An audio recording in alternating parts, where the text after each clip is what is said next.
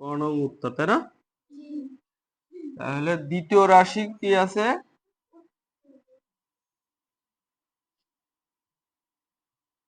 দ্বিতীয় রাশি সমান x square plus 3x minus 10। আমরা দ্বিতীয় রাশির উৎপাদক করব। এখন দ্বিতীয় রাশির উৎপাদক করতে গেলে আমরা দেখতে পাচ্ছি এখানে মিডল ফ্যাক্ট করতে হবে, তাই না? তো মিডল ফ্যাক্টের নিয়ম কিন্তু আমি শিখাইছিলাম যে প্রথম পদ আর শেষ পদ আমরা কি করব? গুণ করব। গুণ করলে গুণফলটাকে আমরা দুইটা গুণনীয়ক বের করব, তাই না? তাহলে 10x স্কোয়ার হয় গুণ করলে। প্রথম পদ এবং দ্বিতীয় শেষ পদ যদি আমরা গুণ করি কত হয়? 10x square. তাহলে দেখো, খেয়াল করো,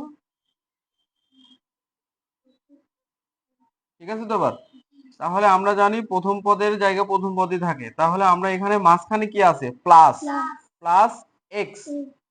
তাহলে আমরা জানি কি যে 5 এবং 2 যদি গুণ করি 10 হয়, 5 থেকে 2 বাদ দিলে কত হয়? 3 হয়, হয় না?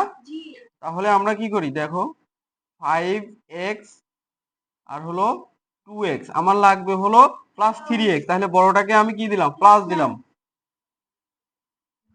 লাস্ট পদের জায়গায় লাস্ট পদ ঠিক আছে, কিন্তু এবার আমরা কি করব? কমন নিব। x কমন নিলে কি হবে? x থাকে, এখানে কি থাকে? 5 থাকে। -2 কমন নিলে দেখো, বন্ধনীর আগে মাইনাস কমন নিচ্ছির জন্য ভিতরের চিহ্ন কি হয়ে গেল? পরিবর্তন হয়ে গেছে। এবার দেখো, x প্লাস 5 কমন গেল, থাকলো কি? x minus 2। ঠিক আছে তো? এবার তাহলে প্রথম রাশির উৎপাদক আমরা পেলাম কি? x plus 5 into x minus 2। তাহলে আমাদের দ্বিতীয় রাশির উৎপাদক শেষ। এখানে আমরা উত্তর অ্যান্সার লিখে দিতে পারি। আচ্ছা, এখন খ নাম্বারে কি বলছে? রাশি দুটির গসাগু নির্ণয় করো। তো প্রথম রাশির উৎপাদক আমাদের বের হয়ে গেছে, তাই না? এখন আমাদের দ্বিতীয় রাশির উৎপাদক বের হয়ে গেছে, আমরা প্রথম রাশির উৎপাদক এখন বের করব। ঠিক আছে? তো প্রথম রাশি কি আছে? আমরা এখানে এটা মুছে দেই, তুলে নাও। এবার আমরা কি হলো, ক্ষয়ের উত্তর, তাই না? কনং থেকে আমরা লিখে দিব, কনং থেকে দ্বিতীয় রাশি, কারণ দুইটা রাশির উৎপাদক বের করতে বলছে। দ্বিতীয় রাশির উৎপাদক উৎপাদক আমরা কত পাইছি? x plus 5 x minus 2। তাহলে আমরা এখন প্রথম রাশির উৎপাদক বের করি। প্রথম রাশি সমান কত আছে? x to the power 4 minus 625। তাহলে এটার যদি আমরা উৎপাদক বের করতে যাই তাহলে আমাকে কি করতে হবে? ভাঙতে হবে। x এর পাওয়ার 4 আছে, আমাকে ভাঙতে হবে। আর এখানে দেখো 625 কে যদি আমি বর্গমূল বের করি তাহলে কত হয়? 25। তাহলে এটাকে যদি বর্গ করি 625 হয়ে যায়, তাই না? এখন দেখো আমার কি হচ্ছে? a স্কয়ার মাইনাস b স্কয়ারের সূত্র পড়তেছে, তাই না? a প্লাস b ইন্টু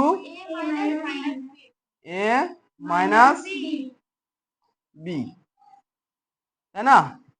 এখন দেখো এখানে কিন্তু আবার ভাঙা লাগে, তাই লাগে না? তাহলে আমার কি হচ্ছে? এটুকু ঠিক থাকলো, তাহলে এটুকু ভেঙে দেই। 25 কে ভাঙা যায়, তাই না? 5 দ্বারা। এখন দেখো এখানে কি a স্কয়ার মাইনাস b স্কয়ারের সূত্র আবারও প্রয়োগ হচ্ছে, তাই না?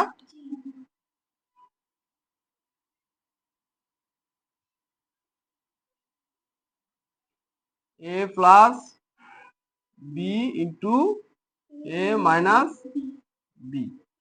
তাহলে দেখো এই যে দ্বিতীয় রাশির উৎপাদক কিন্তু বের হয়ে গেল, তাই না? তা আমাকে কি বের করতে বলছে? যে দুটি রাশির গসাগু নির্ণয় করো। তো গসাগু নির্ণয়ের গরিষ্ঠ সাধারণ গুণনীয়ক, তাই না? আমরা দেখব যে এখানে আসলে কমন যায় কোন পদগুলো, তাই না?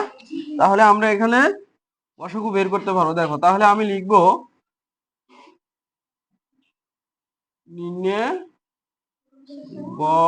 গসাগু ইকুয়াল, কমন যায় কি দেখো তো দুইটা রাশির মধ্যে। প্রথম রাশিতে আমি উৎপাদক বিশ্লেষণ কি পাইছি, x plus five x minus two. তো দেখো তো শুধু এক্স মাইনাস টু কিন্তু কোন রাশির মধ্যেই নাই, শুধু প্রথম রাশিতে আছে, দ্বিতীয় রাশিতে কিন্তু নাই। তার মানে কি এক্স মাইনাস টু কিন্তু বাতিল যায়, তাই না? কমন যায় না। এবার দেখি আমরা যে এক্স প্লাস ফাইভ কমন যায় কিনা। দ্বিতীয় রাশিতে দেখো x square plus two five তো কমন যায় না, এক্স প্লাস ফাইভ কিন্তু কমন যায়। এখানে এক্স প্লাস মাইনাস আছে, এখানে এক্স প্লাস মাইনাস প্রথম রাশিতে নাই। তাহলে আমার শুধু কমন যাচ্ছে কি এক্স প্লাস ফাইভ। তাহলে নিম্নে গসাগু হবে এক্স প্লাস ফাইভ। দুইটা রাশির উৎপাদক বের করা যদি আমরা শিখতে পারি তাহলে দেখো গসাগু এবং লসাগু বের করাটাও সহজ। কারণ উৎপাদক তো তার সেম থাকবে, শুধু উত্তরটা লেখাটা কি থাকবে, ভিন্নতা থাকবে। লসাগু তোমার এখানে দেখতে হবে কি যে লঘিষ্ঠ